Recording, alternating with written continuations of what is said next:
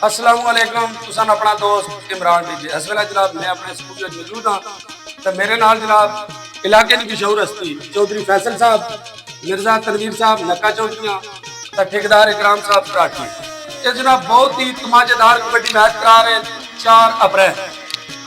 तुसा सारे तकड़ आवे तो इन्हों को पता करने कि तुसा जनाब ये जरा इलाके सकाफती शुगल कर रहे हो ये जहन सोच के आके भाई इलाके वास्ते शो है या कोई स्पेशल फरमाइश है।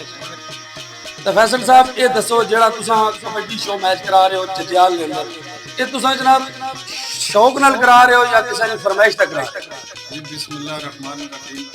सब तो पहले तो मैं सारे भरावां का शुक्रिया अदा करना, तुहाडा भी शुक्रिया अदा करना तुसां सानूं इतना टाइम दिता। उस तो बाद मेरा खुद भी ये शौक सी और इलाके अगे प्रोग्राम नहीं होया और मेरी एक दिली ख्वाहिश सी कि इलाके वो प्रोग्राम होवे जिहड़ा अगे पहले इस तरह का इवेंट ना होए। मैं स्पेशल जनाब सऊदी अरब तो आया और इंशाअल्लाह ए जिहड़े प्लेयर आ रहे हैं जवेद जट्टू साहब और बमसी साहब और फरूक मुछाला और उस तो बाद जनाब अमीन सिंधी नज़र माछी, ये साढ़े तहसील में पहली दफ़ा आ रहे। मैं जितनी भी आवाम है सब आगे रिक्वेस्ट करना जनाब के सारे से तशरीफ लाओ। इंशाअल्लाह तुहानू मज़ा आएगा। इंशाअल्लाह कोई मसला नहीं। ये दसो तुसा मैं कट ला ये दसो जनाब तुसा इनाम जड़ा बड़िया खिलाड़ियों वास्ते कितना इनाम रखा?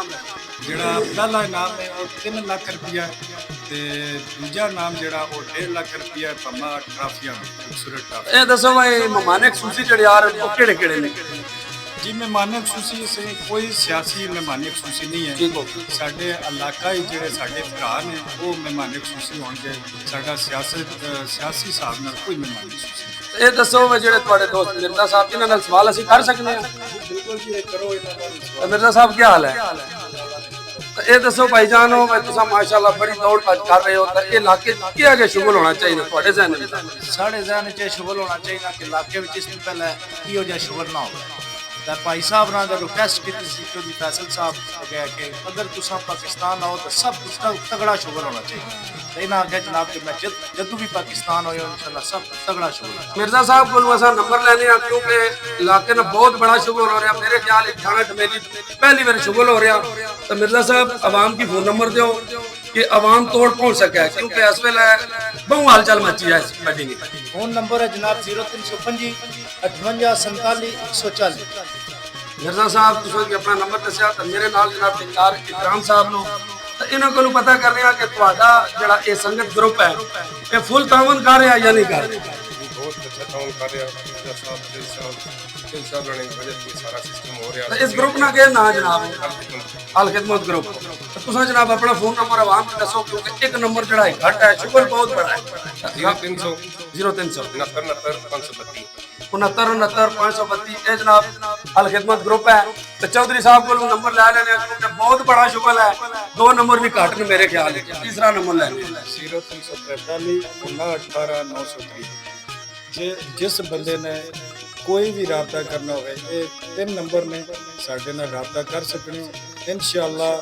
और दूजी गल है ग्राउंड असी जजियाल नाल ही ग्राउंड है, बहुत ज़बरदस्त ग्राउंड है।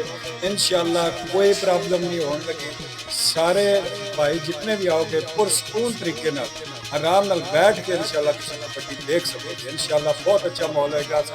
बहुत ज़्यादा मेहनत की है मेरे भरा मिर्जा तनवीर हुसैन और मिर्जा इकराम साहब, उन्होंने बहुत मेहनत की है। मेरे आमन पहले भी मैं मेहनत की है, हो नहीं लगे दिन रात। इंशाअल्लाह सारे भरा आओ और इस शौक नूं दुबाला करो।